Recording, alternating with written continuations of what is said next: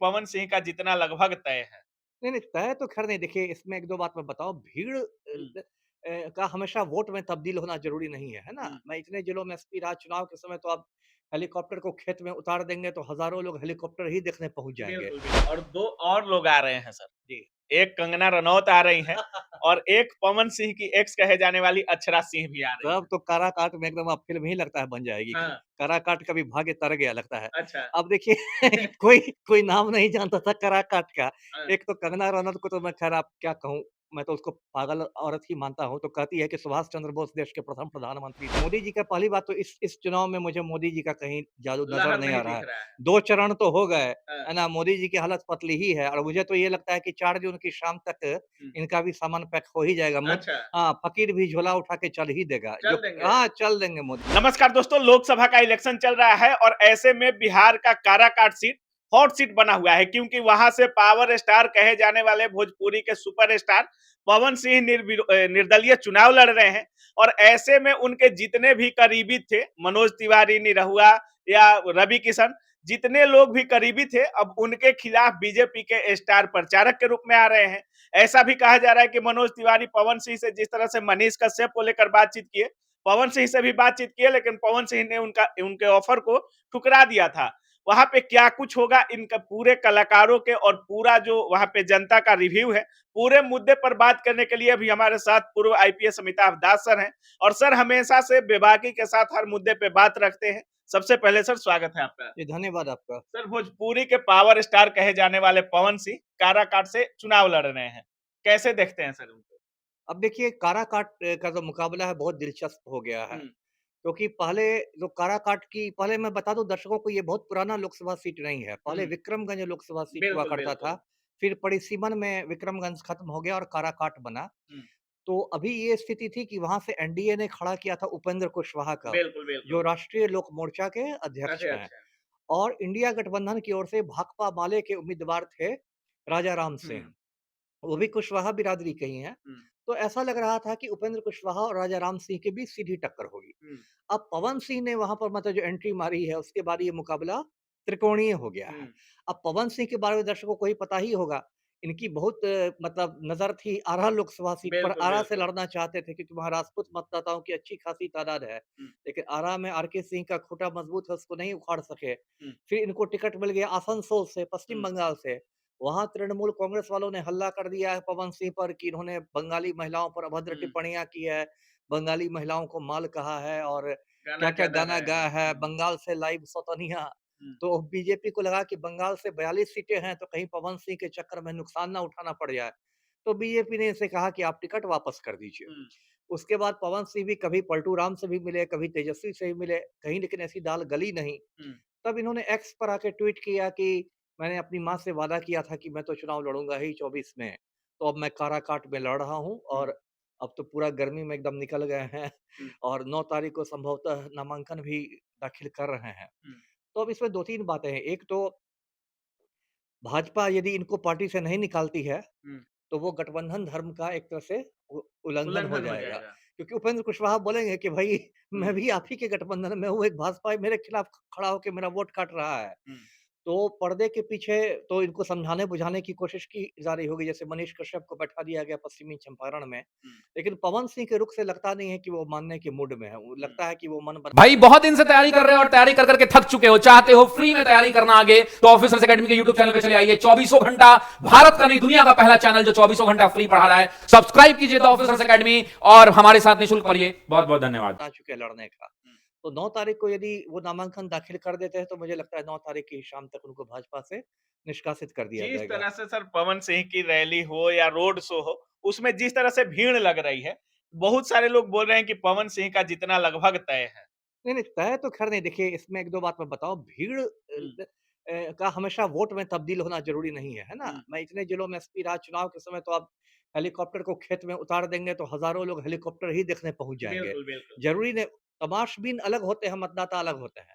तो होता क्या है कि जब आप फ़िल्मों में काम करते हैं, फ़िल्मों में आप स्टार रहते हैं, तो एक आपका ग्लैमर होता हुँ, है ना? तो हो सकता है कोई राजा राम सिंह का भी वोटर हो, उसके भी गली में आप निकल जाए पवन सिंह, तो वो हुँ, भी झाँकने लगे, हुँ, है ना? हुँ। वो भी हुलकने लगे, है ना? मतलब लड़ाई वहाँ पे टक्कर की है। टक्कर की है और इसमें मेरी जो समझ है, उसमें मुझे लगता है कि राजा राम सिंह को कहीं न कहीं फ़ायदा होते दिखाई दे रहा है। क्योंकि दोनों में बहुत ज़्यादा टकराव हो रहा है। हाँ, क्योंकि पवन सिंह यदि वोट काटेंगे भी तो वो बुनियादी रूप से वो राजपूतों का वोट काटेंगे। हुँ, जो राजपूत लोग परंपरागत रूप से भाजपा को वोट देते रहे हैं, अगड़ी जातियों के लोग जो होते हुँ, हैं।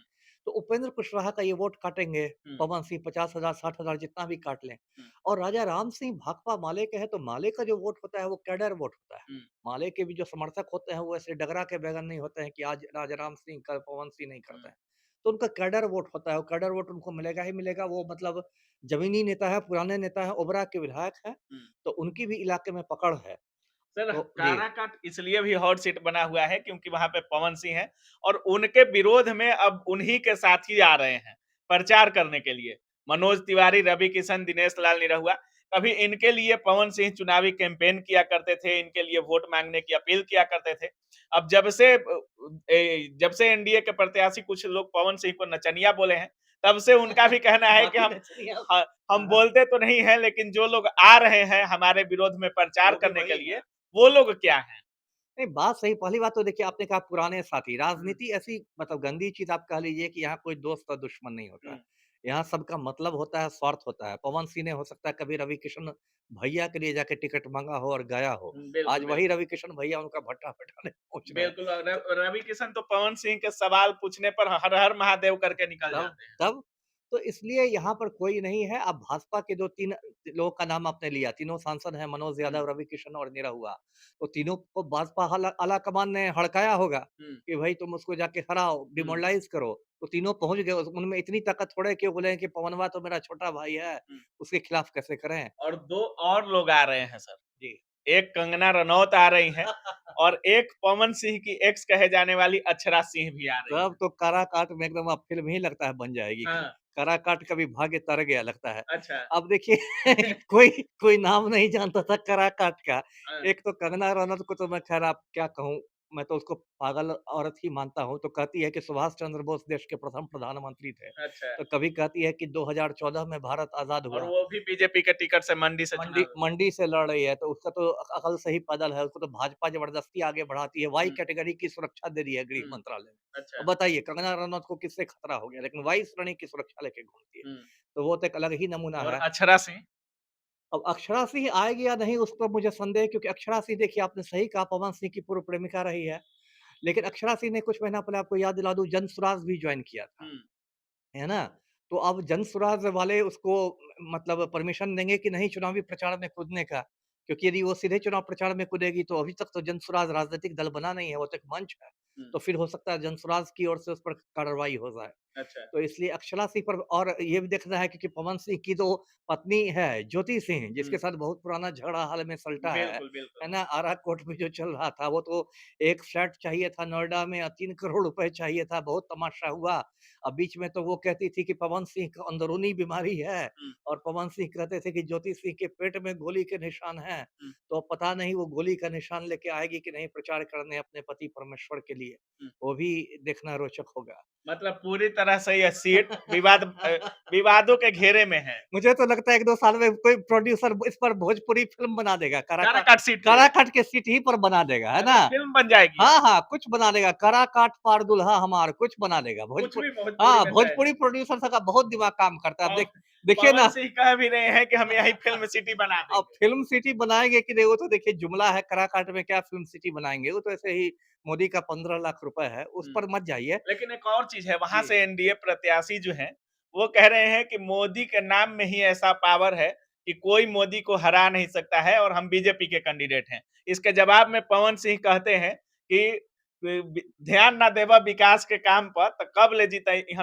जिताई जनता मोदी जी के नाम नहीं, पर। बात तो सही है ना। देखिए मोदी जी का, पहली बात तो इस चुनाव में मुझे मोदी जी का कहीं जादू नज़र लहर नहीं नहीं आ रहा दिख है। रहा है। 2 चरण तो हो गए, हाँ, है ना? मोदी जी की हालत पतली ही है, और मुझे तो ये लगता है कि 4 जून की शाम तक हुँ। इनका भी सामान पैक हो ही जाएगा। अच्छा, हाँ, फ़कीर भी झोला उठा के चल ही देगा। चल देंगे। हाँ, चल देंगे मोदी जी इस मतलब बार। मोदी जी इस बार नहीं बनेंगे नहीं, इस बार प्रधानमंत्री। मल्लिकार्जुन खड़गे देश के प्रथम दलित प्रधानमंत्री बन रहे हैं। मैं अच्छा। इसी चैनल के माध्यम से एक राजनीतिक भविष्यवाणी करता हूँ। हुँ, तो वो जा रहे हैं, और देखिए ये मोदी जी का कोई ये चमत्कारी ताबीज़ नहीं है कि आप गला में बाँध के कूदने लगे और हुँ, आप चुनाव जीत जाएँगे। हुँ। स्थानीय मुद्दे भी होते हैं। उपेंद्र कुशवाहा से बहुत लोग को वहाँ शिकायत भी होगी, बहुत लोग उनके हाँ, विरोधी भी होंगे। 5 साल पे चुनाव में ही जाते हैं तब सिर्फ। तो आप ही बता रहे हैं जनता ना। का आरोप तो लगता है ऐसा उनको। तो हर चीज़ का, ये मोदी नाम केवलम करके सिर्फ मोदी, मोदी रट के आप हर को जनता के गुस्सा को नहीं ठंडा कर सकते, है ना? चलिए, बहुत-बहुत धन्यवाद सर। आपका भी। तो बाकी आप सुन रहे थे सर जिस तरह से कह रहे हैं और बेबाकी के साथ सर अपनी बातों को रखे हैं। सर का साफ कहना है कि चाहे पवन सिंह हो या उपेंद्र कुशवाहा हो, कहीं न कहीं दोनों में टक्कर है और इसका फ़ायदा कहीं न कहीं राजा राम सिंह को भी मिल सकता है।